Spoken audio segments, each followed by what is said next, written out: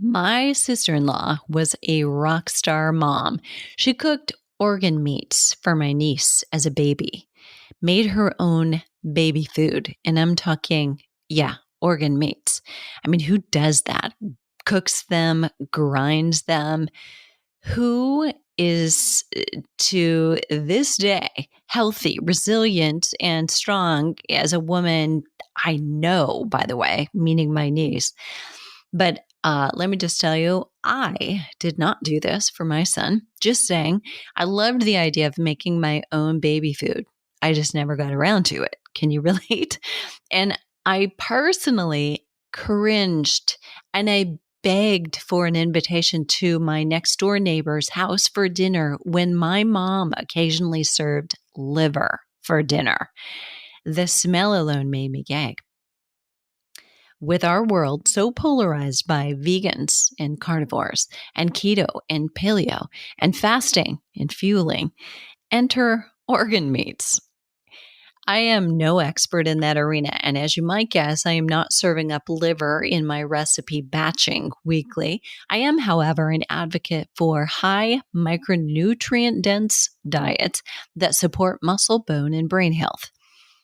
To that effect, aren't you?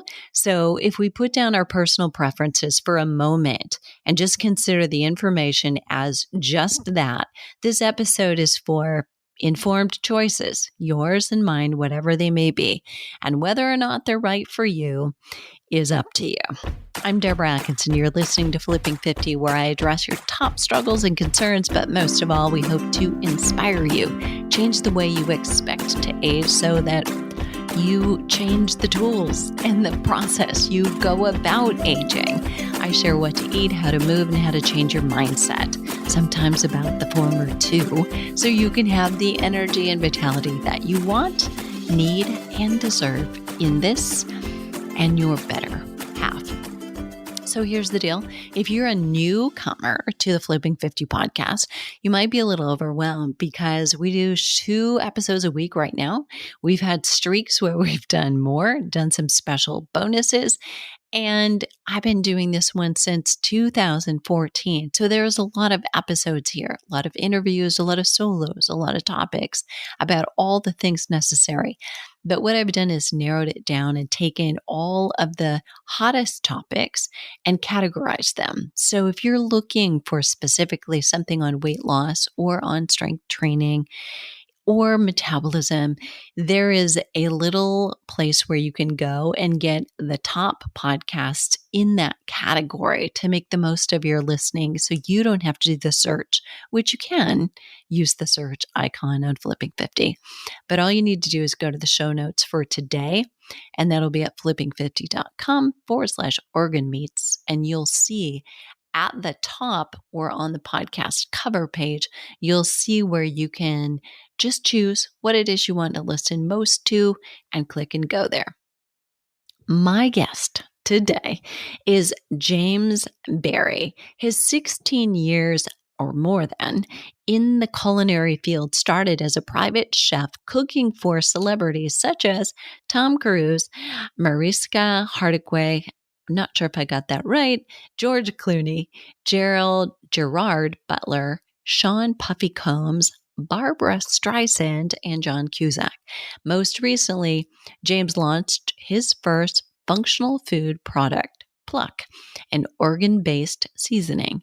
It's the first of its kind and an amazingly easy and, I will vouch for, delicious way for people to get organ meats into their diet.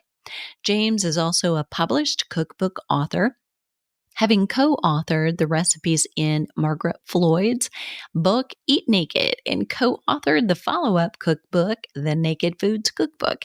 He most recently co-authored the recipes in Dr. Alexandro Younger's book, Clean 7. And here's the deal. I know I can't just drop a bio like that and say, okay, let's dive in. So stick around until the end, and I will ask the questions you all want to hear about cooking for Tom. So let's dive into this episode. James Berry, thank you so much for being here. Thank you for having me, Deborah. I gotta say, your brand, your product has helped a handful of my close friends. So it's just such an honor to be talking with you. Well, I feel like this is going to be such a delicious show. Although based on the topic, my listeners don't all know that yet. So, I first want to say one thing because I know everybody listening is totally distracted right now. And they're like, I don't want to talk about organ meat. I want to know about Tom Cruise. Okay. So I want your promise that you will allow me to ask one or two questions about celebrities and we can celebrity crush a bit at the end of the show. You willing to do that? Absolutely. Yes. Okay. All right. So, listeners, that was totally an ethical bribe to get you to listen all the way through. Okay. So, I am fully aware you can fast forward, but I want you to stick around. So, let's dive into the nitty gritty here. First of all, let's just start with the ABCs and not assume anything. What are organ meats? Yes. I actually love this question because a lot of people just assume, oh, it's, liver, kidney, heart. But organ meats, they think the name, so another name for organ meats is offal, which is, of course, a wonderful name for something that people associates as tasting awful. But they think that name offal comes from when you're butchering an animal. These are the parts of the animal that fall off. So they think that's where the name originally stems from. But ultimately, organ meats is every part of the animal except the bone and the muscle meat. So that includes, the obvious, the liver, kidney, heart, spleen, lungs, testicles, ovaries, brain, all those common organs. Now, here's one that's kind of fun. So when we go to a restaurant, sometimes you'll see sweetbreads on the menu. A lot of people are like, what is that? Or they don't know. That's actually usually a thymus or pancreas. And it's neither sweet nor a bread, but that's what they call it. So it's actually organ meats. The other thing that would be considered offal or organ meats is the blood, which shows up in, like Scottish cuisine. It's the blood sausage, or actually, I guess in Ireland, it's called blood sausage or black pudding. That's an example of how they use it. The bone marrow, tongues, lips, ears, skin, tail, the stomach lining, which that shows up in Mexican cuisine as menudo. They use the beef stomach lining in that soup. And then the feet, of course, like you see chicken feet a lot and stocks and whatnot. And then if it's pig feet, they call them trotters. And then the intestines, which you can see show up in Southern cooking in the form of chitlins. Okay, so just confirming here, showing my ignorance proudly. Are all those edible? Yes, they really are. They Okay. all are.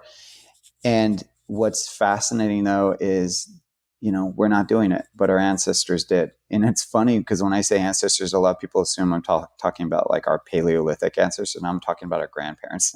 Yeah. Like I'm not going that far back because I know that my mom was raised, she's about 75 now, and she was raised eating liver and onions. I know that she used to say, she knows my mother. Yeah. Oh, there you go.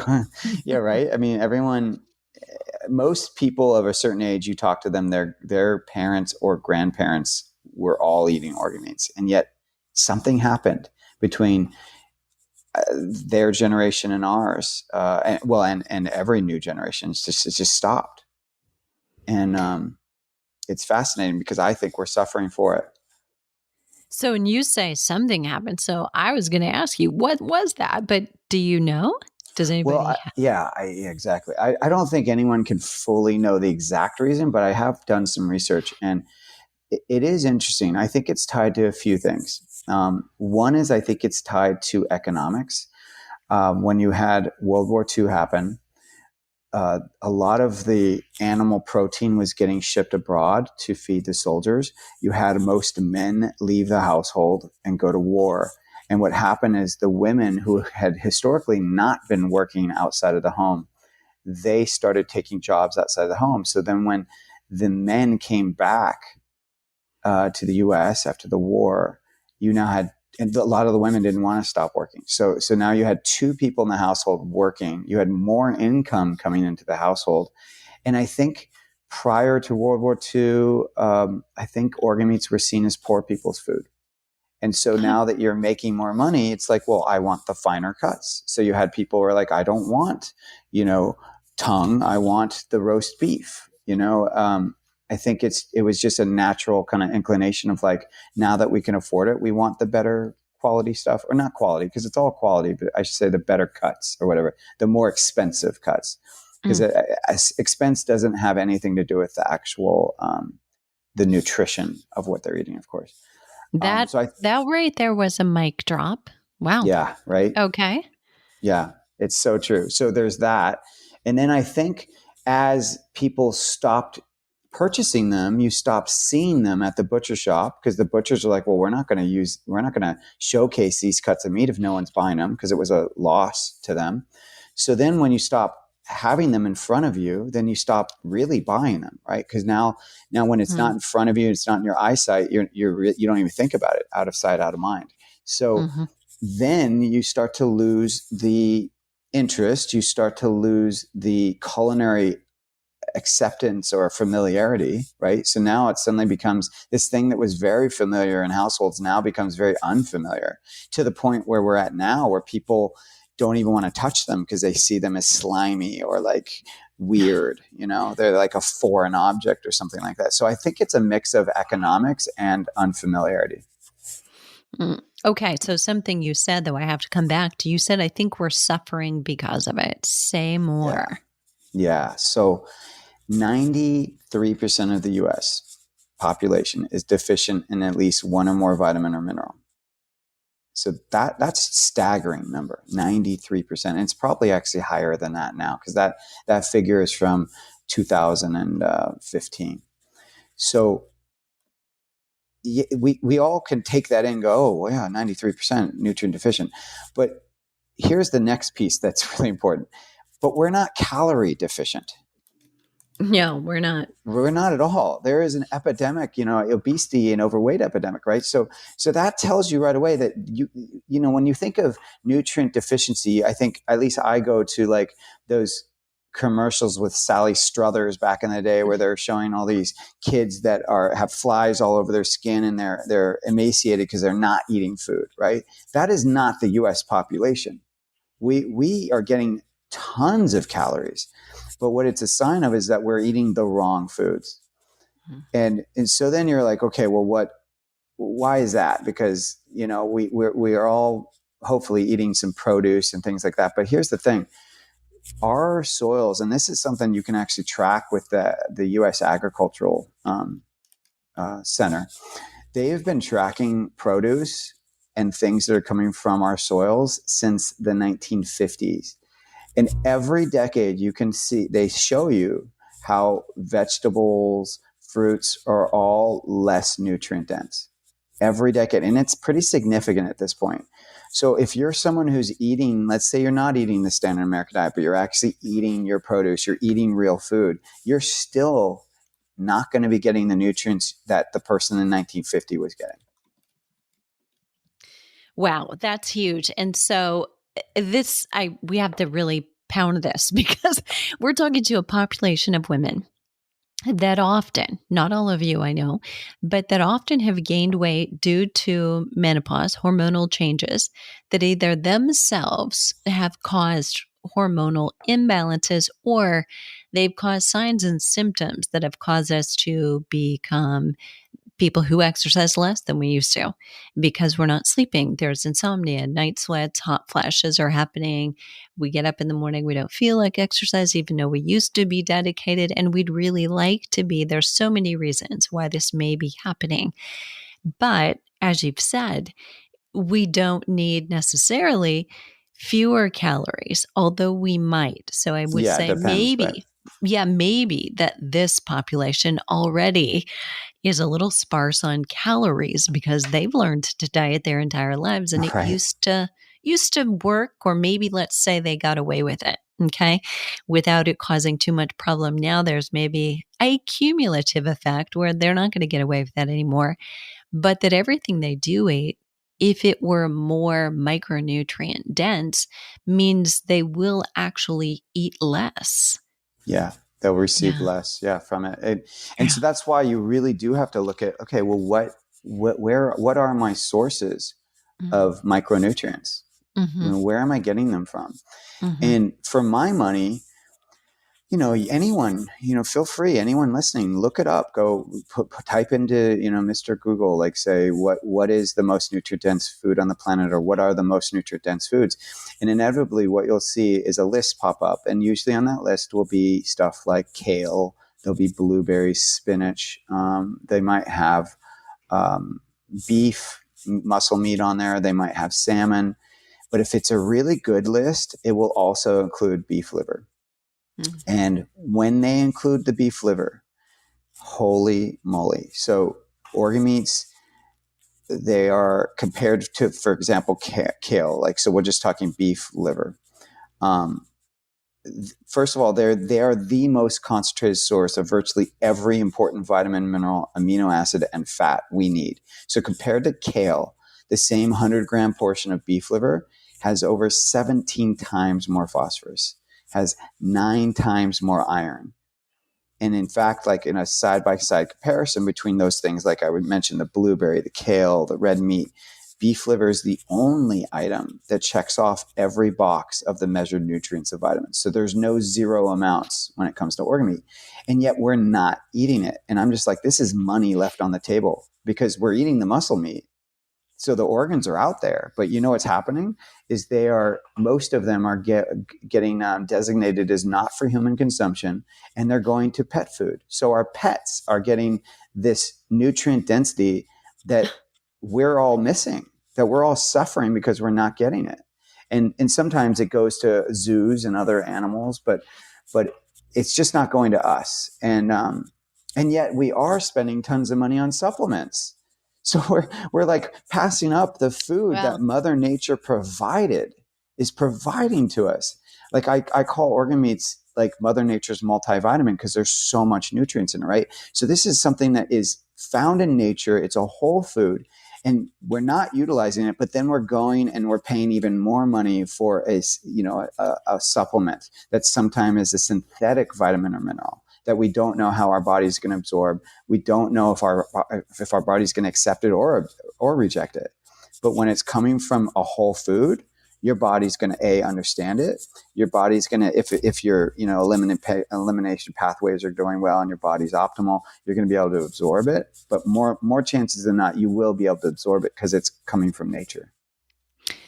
okay. So question, you're a family guy, married, 2 kids. Yeah. Are you making your kids eat liver? What are you doing? Well, that's why I created Pluck. Honestly, I Dad didn't. on a mission. Okay. I know, right? I didn't grow up eating organ meat. I mean, we're talking about, like, I started out saying my mom ate liver and onions, but she never made us eat liver and onions. She didn't? No. Oh, that's a rite of passage, man. I know, Couldn't have right? enough ketchup at my table. Yeah. Anything to make it taste better. Yeah. Yeah. So I didn't get organ meats growing up. I learned about organ meats when I went to culinary school. I read the Wise Traditions cookbook, Weston A. Price. I learned about Weston A. Price, and I just kind of learned about these traditional diets where more nose to tail was eaten and how much it benefited the people before all these standard American diets came into play, and how people were so much better off before these processed foods came into their tribes or into their locations. So I learned about it then. But what's interesting, Deborah, is I still didn't actually. So here I am, now I'm a private chef and I'm cooking for all these celebs and things, and I still didn't incorporate organ meats then. It took me like another, I don't know, 10 years to finally incorporate them because I had so many blocks, right? I had, what are the hurdles we all have around organ meats? Well, the taste, the associated taste, I don't know how to cook them. What do I do with them? If you ever buy a beef liver, it's humongous. And so you're like, what do I do with this thing? And then the third would be sourcing. Some people don't know where to source them. So I set out to solve that because now I'm a father, as you mentioned. I want to make sure my kids are getting the best nutrition. And so I was like, well, how can I do that? How can I overcome those 3 hurdles and then also make it easy for me as a parent? because the last thing us parents need is like something that complicates our life even more, right? Like we're already dealing with picky eaters, or like kids who, you cook a whole meal and then they're like, I don't want to eat this. It's like, what? So you're already dealing with the headaches of just picky children and just children in general sometimes, right? So let's be honest, sometimes it's not easy being a parent. So I was like, I want to bypass that. I want to make something so easy and so delicious that I get no lip and I have no issues around it. That's a wonderful thing. Talk a little bit about sourcing. I mean, should a person listening want to go get liver for dinner? I mean, can they go and do that? Yeah, it is. I mean, luckily we're now in a place where it's starting to become a little bit more popular. So you can find chicken hearts, livers. You can find beef livers. You can source them online. Of course, you can find so many things online. But here's the question, and I don't have like a clear answer on this. So we're told 100% grass fed for beef organs. That it's always best to make sure that it's 100% grass fed, because all cows are grass fed, but they're not all grass finished. So if it's 100%, that they're actually being fed what ruminant animals or bovine animals should be eating. So that's typically how we talk. We want pastured, 100% grass fed animal products. But where I get a little kind of like a little bit more of a gray area is, well, the rest of the world's been eating organ meats. China eats organ meats, Korea, Mexico, huge. I mean, organ meats are a huge part of most other cultures' cuisines. And they're not all eating 100% grass fed. Like if you go to a Mexican market, that's conventional meat that they're eating those organs from.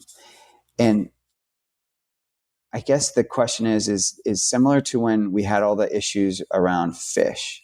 And it was like, the concern was, well, are you getting, too much? What was it again with not zinc. What was it? Mercury. Mercury. Thank you. Yeah. Yeah. So there was all that concern around fish. Like, are we getting too much mercury? And so a lot of people completely stopped eating fish. So that's where I get a little gray, because I'm like, well, should you throw the baby out with the bathwater, even though you can't find, let's say you just can't find 100% grass fed? Like, should you still not eat organ meats? And I would say, I think you should. I think you really should still eat them, but maybe you just don't eat them as much. Maybe it's just once a month. So I think the real question is now, how do we get it back into our diets and make it palatable? Because no one can consume as much ketchup as I did as a kid. Nor should they, right? No, right. That's such a great question, really, right? Because it's like, I was just kind of, I feel like every time I work an event, I've been working a lot recently as a vendor with Pluck. I feel like I kind of get more and more intimate with like how to talk about it. And one of the things I found myself starting to bottom line was that, so I've been a chef for over 17 years. I've worked with tons of people around their health. I've worked with practitioners helping their clients with health. And I was like, well, what's the through line? Like, what have I actually learned in those 17 years that could help people? And I was like, oh, to make health sustainable, to make it a lifestyle, it's got to embody two things. It's got to be easy and it's got to be delicious. Like, that's it. If I can achieve those two things with the food, then you'll do it. And you'll do it kind of like Netflix. You'll just go on autopilot because it's easy and it's delicious. So why wouldn't you? Right? Yeah. So that's kind of what I set out to do with Pluck, really, was I was like, how can I make organ meats have no ick kind of hurdle? So that is when I'm telling people, like, okay, if you want to have the gateway to getting organs into your diet, I think it starts with Pluck. So Pluck is it's 5 freeze-dried organs. It's liver, heart, kidney, spleen, and pancreas. It's the freeze-dried and powdered. And then I combine them with the organic spices and herbs to make it taste better. So now you have a seasoning that's no different than, any other seasoning in terms of how it's shelf stable. It can just go on your table. You can sprinkle it on your food. Beg to differ here. Oh, Just tell have me. to interrupt because it's really good. Okay. Yeah. I have the garlic option and it's just so good. And I thought, well, okay, I'm going to be a good person. I'm going to try this. And then I was like, oh my gosh, this is so good. I'm trying it on that. I'm going to put it on a salad. I really like it. That's beautiful. And so but you see, like, okay, now it's easy because it's a seasoning, right? You can sprinkle it on, you could get to-go food and sprinkle it on that. Like you don't even need to know how to cook anymore. You just can, once your food is plated, you just sprinkle it on like salt and pepper. So easy. Don't need to know how to cook. You don't need to worry about sourcing because we already did it for you. We're sourcing from 100% grass-fed cows from New Zealand, no added hormones, no antibiotics. So we're already putting the care into the sourcing for you. And then it tastes delicious, as you said. So to me, like, that's the gateway. And that's where I think people should start. But I don't want you to stop there. Because my mission is I want to truly help people get nose to tail eating into their diets easily. So the next place I would go is I would either purchase a pre-mixed ground, meat, and basically you can find them, like Force of Nature has one. There's a handful of providers that have them, and it's basically ground meat that also has like probably 10 to 15% of organ meats in it, and it's usually like liver and heart usually added to it. And you won't know it. You won't taste it. So that's another, like, that would be step 2. Now, step maybe 2.5 or even 3 would be purchase a beef liver. And you can get it online, as I said, or you can go to farmers markets are great resources to get the nose to tail offerings, because most of the ranches that are at farmers markets will be selling these parts of the animal. So you can get the beef liver, and I know it's going to seem daunting because it's really large, but what you do is when you get it home, hopefully it will probably be like a little bit defrosted, because when you buy it, it's frozen, but it will hopefully be enough defrosted that you can at least slice it. So cut it while it's sort of frozen, but cut it into large but smaller chunks than what it is. So that way it's not overwhelming, like kind of like hand-sized chunks. So you might get 2 or 3. Then put it right back in your freezer. And when you are having like a ground meat, and it doesn't matter really what meat, it could be turkey, it could be beef, it could be lamb, take out that beef liver and grate it. Just literally it's going to be still frozen, just grate it right into the ground meat. So that might be ground meat you're putting in a spaghetti sauce. That might be a meatloaf. That might be a stir fry, whatever you want it to, whatever that you're adding, hamburger even, right? Anything that has ground meat. And just keep the ratio down now. So don't go over, I would say, 20 or 25%. And what that looks like is if you have a pound of meat, that's 16 tablespoons typically is in a pound. So we're talking about 4 tablespoons or less of grated beef liver. Wow. That was golden. Nice. That makes it doable. Yeah, and once you grate it, put it right back in the freezer, because if it's defrosted, it's overwhelming. But if it's still frozen, you don't even think about the texture. You don't think about, oh, it's slimy, it's this. It's not overwhelming anymore. So how long is that going to last? Will I use that, or do I need to share that with my neighbor? Oh no, I mean a frozen meat, as long as it's cut, in a airtight bag. I mean, it could last for 6 months to a year in your freezer. That is so good. Okay. So now, I mean, I have to admit, it's been a long time since I've thought about liver. Thank you very much. But you really took me there. And, until that is about a week and a half ago, and I really started using Pluck, and I'm thinking, what have I been missing and what should I be getting? And so very important to pull all those together. But I think it's the flavor that's the seller. You remind me, and I hope this is a compliment to you, but you remind me of a meeting I've had with Four Sigmatic. And Danielle talking about, well, we know people are drinking coffee, so we just made it easy to make that, more palatable, have the adaptogens right in it. We're not changing a habit. We're just something you're already doing is shaking on, seasoning. So great place to start there. And, you've just described, okay, here's my next baby step, but what question, James, should I have asked you that I didn't? Say for listeners who are 45 to 70, they probably have nightmares too. I mean, I'm telling you, I would go to my next door neighbor and beg to be invited for dinner when my mom was cooking that stuff. It was terrible. Yeah. But they're thinking, okay, full circle, rethink this. And, what, keeping in mind they may have some resistance themselves, even though they're wanting to go there, what should I have asked you? Yeah, it's a great question. And you really nailed it, by the way. So that is definitely very important around making health part of your long game is no new habits. Because as we saw when COVID hit, what happened? Everyone, like most people's health habits completely fell off. I mean, I don't know about you, but I would see like the recycling bins in my neighborhood, they were overflowing with alcohol bottles, like Oof. overflowing.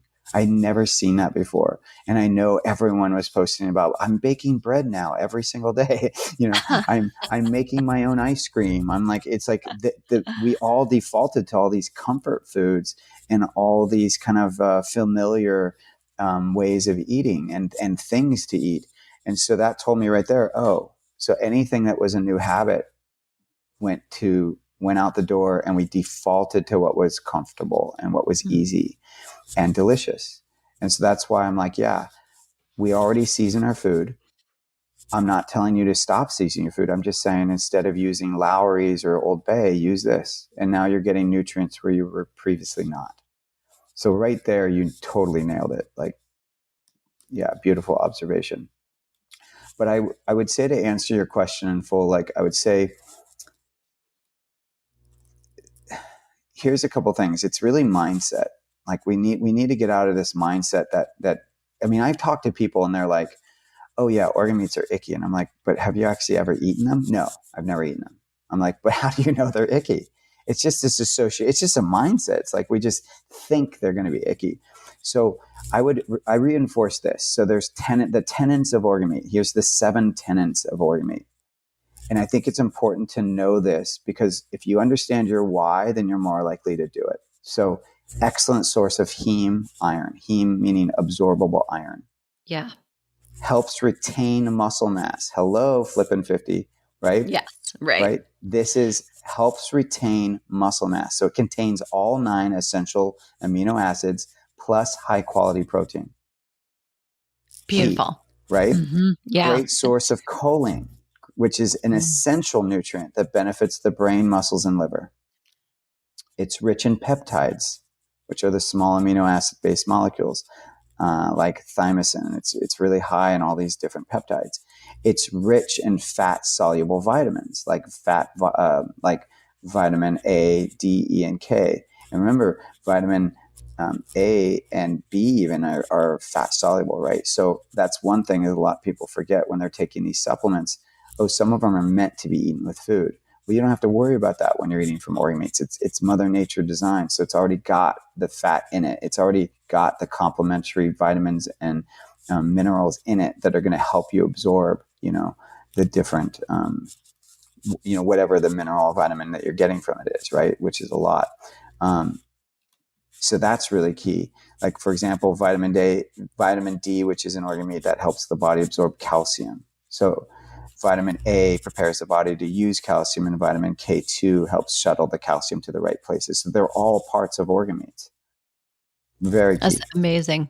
Yeah. Right? So you don't have to worry about like, oh, well, I'm taking, what is it? I guess, is it iron and magnesium that kind of support each other? So it's like, you don't have to worry about, am I taking them both at the same time? It's like, well, yeah, it's already in the organ meat. It's Mother Nature put them together. So you're all set.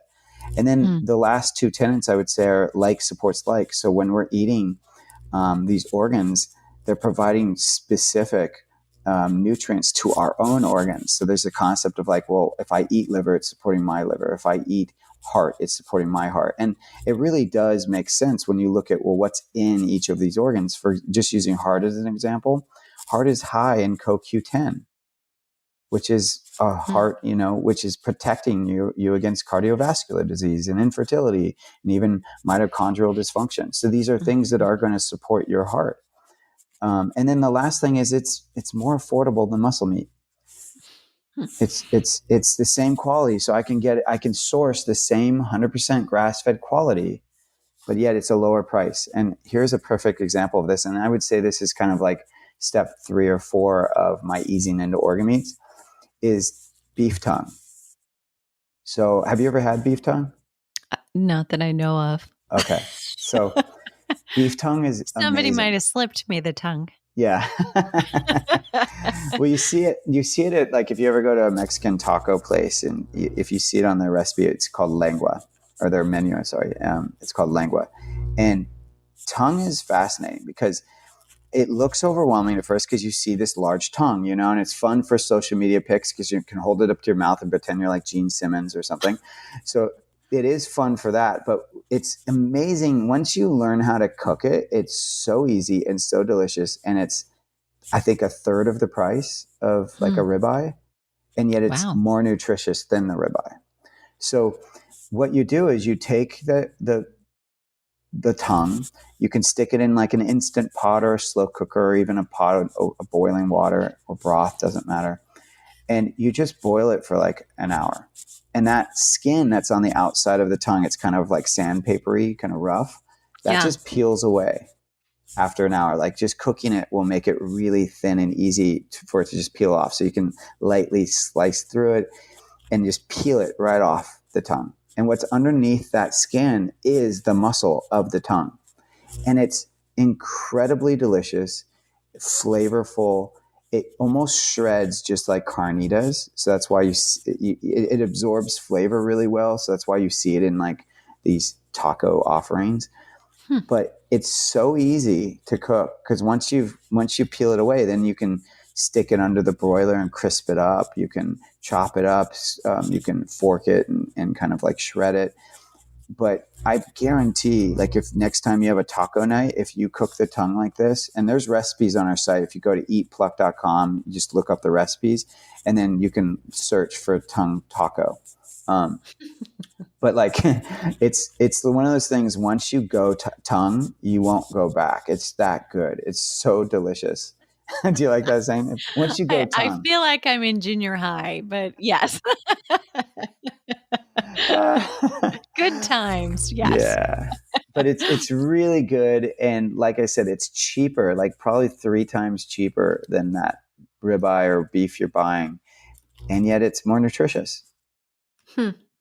So very cool. All right. That was a gold mine right there. So we encapsulated all the goodness and then some from the entire show. But now we want to hear about Tom. All right.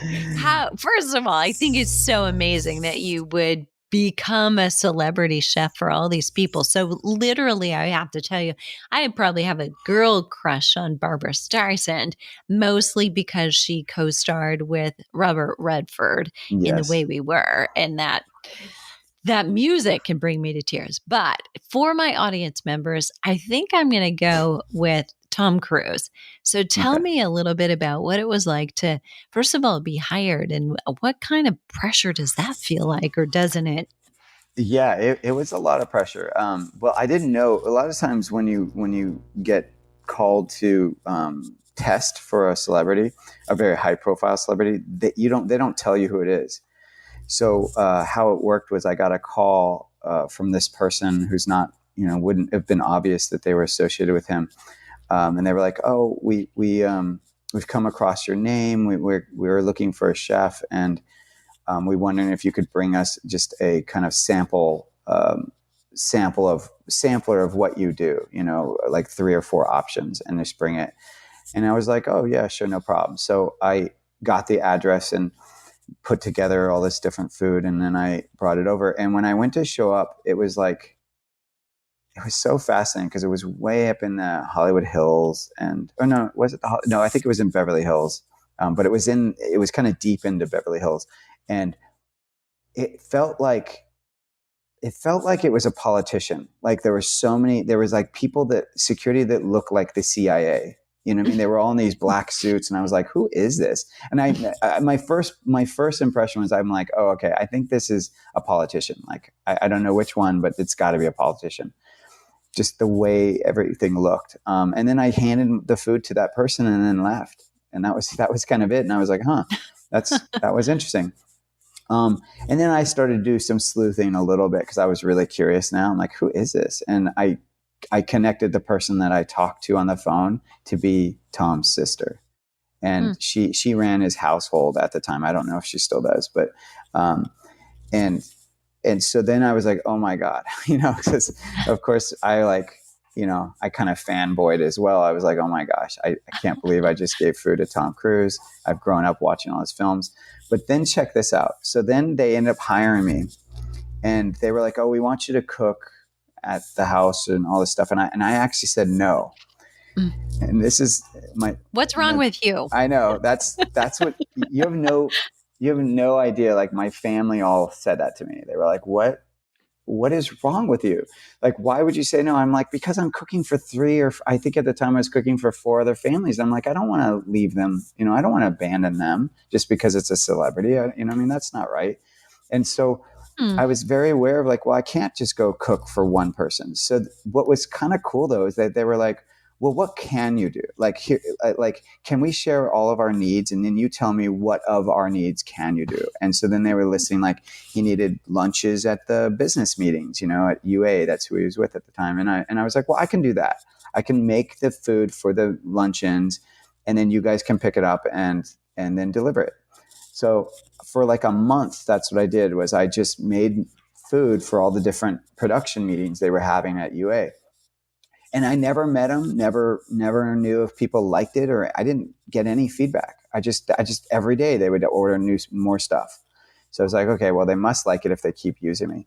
But a month went by, and this is where my family comes in. So a month went by, and I was visiting my family in San Jose, and I got a call, and it was his team, and they were like, hey, Tom is going to Germany. He's going to be doing pre-production for 7 days on this movie Valkyrie. He wants to bring you to cook for himself in the production. Would you be willing to do that? And I was like, let me think about it. Like my family flipped. They were like, you just said, let me think about it. Like, why would you do that? So it's so strange. But they, anyway, we kind of laughed about it, and then I called them back, and I said, okay, I'll go ahead and do this. And I went to Germany. I cooked for him and some of the production, that director and producers and whatnot. And that's when I met him. And it was awesome. He was so kind, so congratulatory, just telling me how much he loved the food. And he even brought me into the room, and everyone stood up and gave me a standing ovation for the food. I mean, it was truly like, I felt like I had arrived as a chef. So it was truly, truly amazing. That was amazing. Thank you so much, by the way, for sharing. Yeah, it was a really big moment. I mean, truly, I felt like I stepped into my chefhood then, like, oh, okay, I know what I'm doing. I became a confident chef at that moment. That is so awesome. I love it. All right. So as we close up, James Barry, where can listeners find more? Well, first of all, you are very generous. So thank you. We're offering our listeners 15% off their first pluck. So I'm going to put that link in the show notes, by the way, everybody. That'll be flipping50.com/eat pluck. So that'll be show notes. But James, where can they actually find you, follow you, hear you? Because people love to do that. They love the people as much as they love to use a product. That's great. Oh, I love that. So you can go to the website at pluck.com. And as I mentioned earlier in the podcast, we have tons of recipes. So go check it out. We have a lot of organ meat recipes. We have a lot of non-organ meat recipes. And mostly, I think it's just showing you how to use pluck and that you can use it on everything and anything. There's a joke because we say, like, it's great on everything except ice cream. And then we had a customer say, actually, I tried it on ice cream and it was really good. So go ahead, experiment, go crazy. But then you can find us on social media, pretty much most of them, from the handle Eat Pluck. And then if you want to find me personally, you can find me at Chef James Berry. Beautiful. All right. Love it so much. Listeners, now it's up to you. So if there's a question that you wish I would have asked, and I know we could probably have gone on all day and gotten back to Barbara, and we'll just have to have him back. That's just that. So leave your question or your comment below the show notes at flipping50.com/organ meat. What are you waiting for? Let's start Flipping 50 today.